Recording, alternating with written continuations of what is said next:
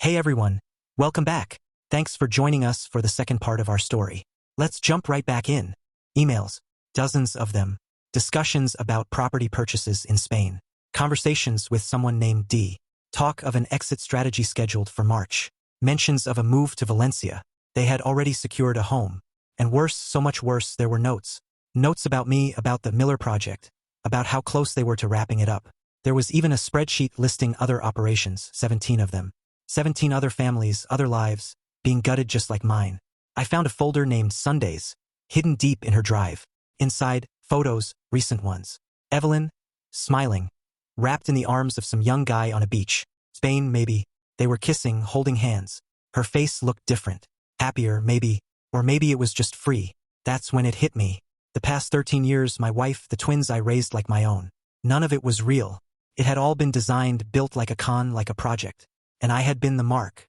It was, without question, perhaps the cruelest scam imaginable.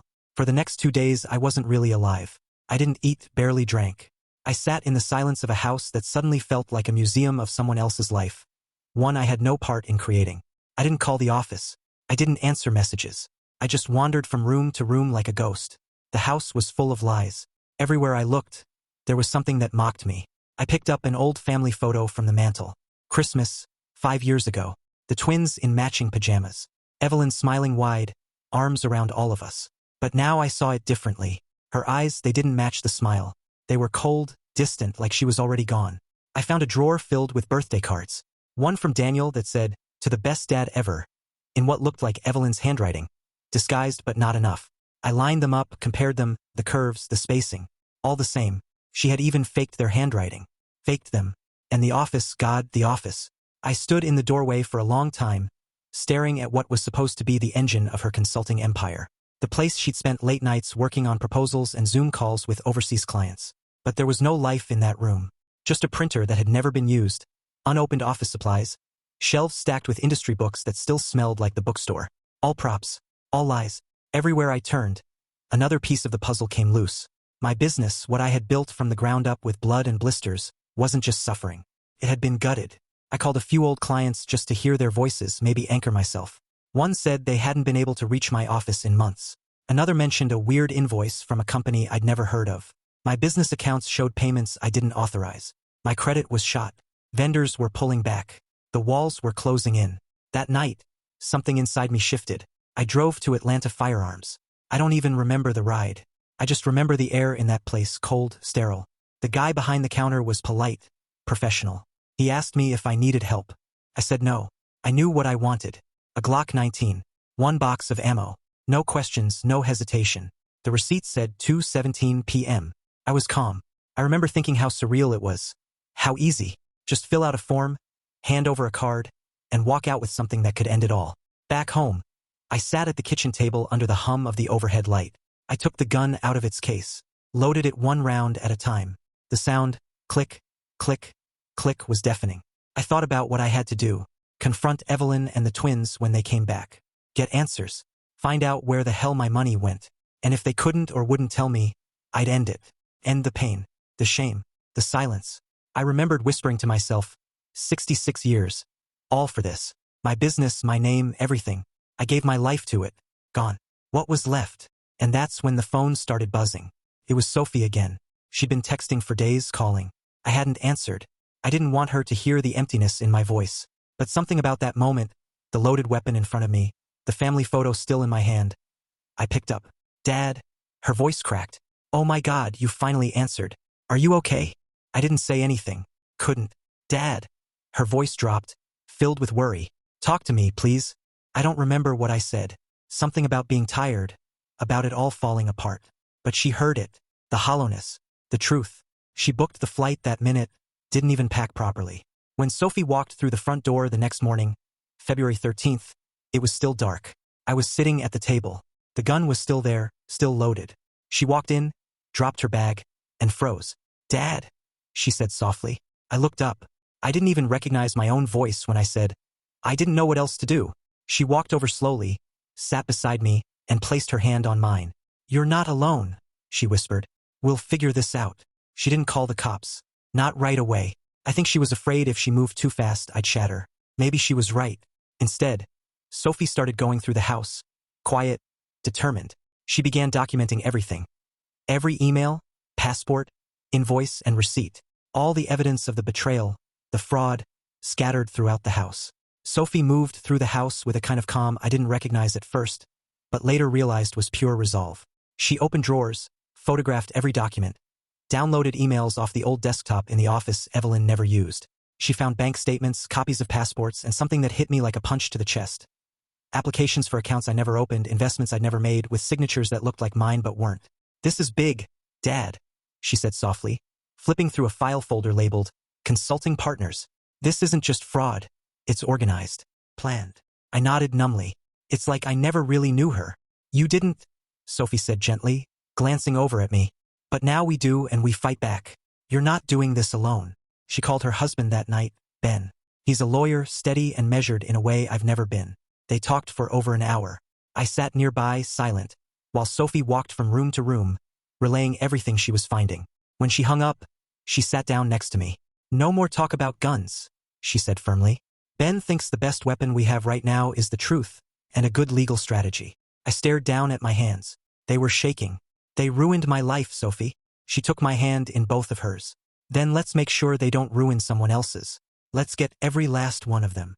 The next morning, we walked into the Atlanta Police Department, Financial Crimes Division. I hadn't been inside a police station since I was a teenager, and I never imagined it'd be under circumstances like these. We were there for over 6 hours. The detectives started off polite but distracted until we laid everything out. Sophie had organized it all. Physical files, digital backups, a timeline, names, phone records, scanned contracts with forged signatures. I watched the officers' expressions shift from skepticism to concern, then alarm. By the end of the day, one of them, a young guy named Sergeant Clark, looked at me and said, "Mr. Miller, I think you've just cracked open something a hell of a lot bigger than you realize." I didn't know it then, but he was right. Apparently, several of the consultants Evelyn had brought into my business, people I'd hosted in my home, shared meals with, were part of a fraud network the FBI had been quietly watching for nearly 3 years. I had unknowingly handed them access to my company, my finances, my life. The feds got involved almost immediately. My record-keeping, everything I'd held onto, all my notes, my backups had filled in gaps they'd been chasing for years. And Sophie's work tied it all together. While all of this was unfolding behind closed doors, Evelyn and the twins finally came back. 2 days later, I wasn't there. The house was empty, but not unguarded. Police surveillance had eyes on every side of the property, cameras hidden in the trees, cars posted down the block. The FBI wanted to monitor her, see who she reached out to, who else might be involved. They didn't want to scare her off. Not yet. For weeks, they tracked her, tapped her phones, watched her scramble. From what they later told me, she met with at least 7 different people, cafes, hotel lobbies, even a damn cemetery once, like she was playing in a spy movie. In one call, she actually said, "The old man must have figured something out. The exit plan needs to be accelerated." The old man, that one stuck with me. But the real break came in late March. Evelyn tried to board a flight to Madrid using one of her fake IDs. The name on the passport wasn't hers, but the face was unmistakable. They grabbed her at Hartsfield-Jackson before she even made it to the gate. She had over 50 grand in cash on her, and tucked into her luggage was a velvet pouch filled with jewelry. Some of it still in boxes, some loose. I was shown photos later.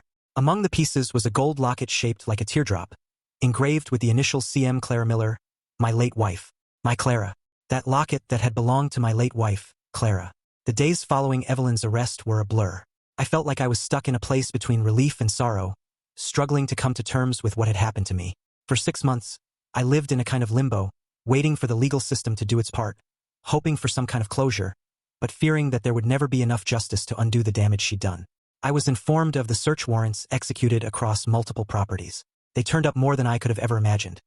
False identities, financial fraud tools, and even documents detailing at least 27 other victims across the country. Other families, other businesses, lives ruined, just like mine. But it wasn't just the scope of the crime that shocked me. It was the complete web of lies she'd spun. A web so intricate that I couldn't even see the threads until they were all pulled away. The real twist came during the questioning of David and Daniel. I had expected them to be just like Evelyn, calculating, cold, complicit in the whole thing. But when they were confronted with the evidence, they seemed genuinely stunned. They weren't the masterminds. They had been as much a part of the deception as I had been. But when the truth came to light, they reacted like people who had just woken up from a nightmare. They were, shockingly, more like victims than villains. "They didn't know, Dad," Sophie said when she got the news. They're not like Evelyn. She manipulated them too. I don't know if I agreed with her entirely, but I saw the sincerity in their eyes.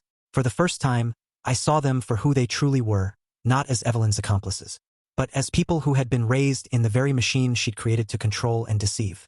It was a relief in a way, but also so painful. And then came the news of the indictment. Evelyn Harper was hit with 49 federal counts. Wire fraud, identity theft, money laundering, conspiracy. The list was long. If she was convicted on all charges, she could face up to 115 years in prison. At least that's what the investigators told me. But of course, she pled not guilty. Her attorney suggested that she was a victim, too. That she had been manipulated by others in the fraud network, that she was just a pawn in the bigger game. I couldn't help but laugh bitterly at that. A pawn. This woman had controlled every aspect of my life, every moment, every breath I took for over a decade. And now she was playing the victim? I was exhausted. I didn't know what to think anymore. Then there were David and Daniel again. The twins, now 23, accepted plea deals. They agreed to testify against the rest of the syndicate in exchange for reduced sentences. In their statements to the court, they expressed genuine remorse. They said they were sorry for what they'd done to me. They said they understood that I had shown them the only real love and guidance they had ever known. I was torn. I didn't know what to feel about them. Yes, they were victims, too. Yes, they were part of a system that had been created long before they had any say in it, but they had still played their part in my downfall. Still, I couldn't bring myself to hate them. I can't believe it, Dad, Sophie said after we read their statements. They're really sorry. I think they want to make things right. Maybe they do, I replied, my voice hollow.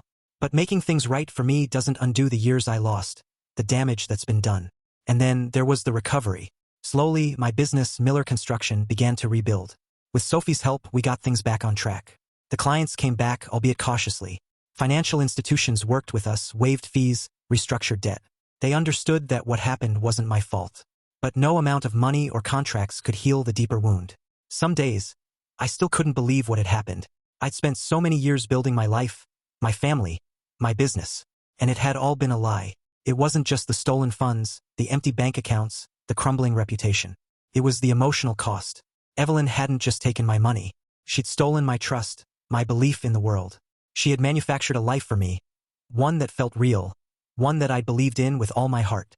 It was all a carefully crafted theater. As the case moves toward trial, I found myself facing a new reality. Evelyn is going to be held accountable for what she's done. But that's not where my focus lies anymore. I'm not consumed with vengeance. I don't need to see her rot away in prison to feel like I've won. What I need now is to rebuild my business, my peace of mind, and most importantly, my ability to trust again. Trust. It's a strange thing. I had built my life on it, on believing in people, in the bond of family and loyalty. Evelyn took that away from me piece by piece. But I can't let her have the final say. I can't let what she did define me forever. I refuse to. Sophie has been incredible through all of this. She's the one constant that I've clung to. And I know I'm not the only one who feels that way. We've had our talks late into the night, when the house is quiet. We've sat down together and shared what we're both going through. I've asked her questions and she's asked me too. Dad, she said one evening, after we'd spent hours combing through documents, do you ever think you'll trust anyone again? I paused. It was a good question, one I hadn't really asked myself. But the answer, even as I said it aloud, surprised me. I don't know, I replied, my voice hoarse. But I have to. For my own sake. For your sake. Trust isn't something you just lose, Sophie. It's something you rebuild one step at a time. She smiled, her eyes soft. You'll get there, Dad. You're stronger than you think. And I believe that.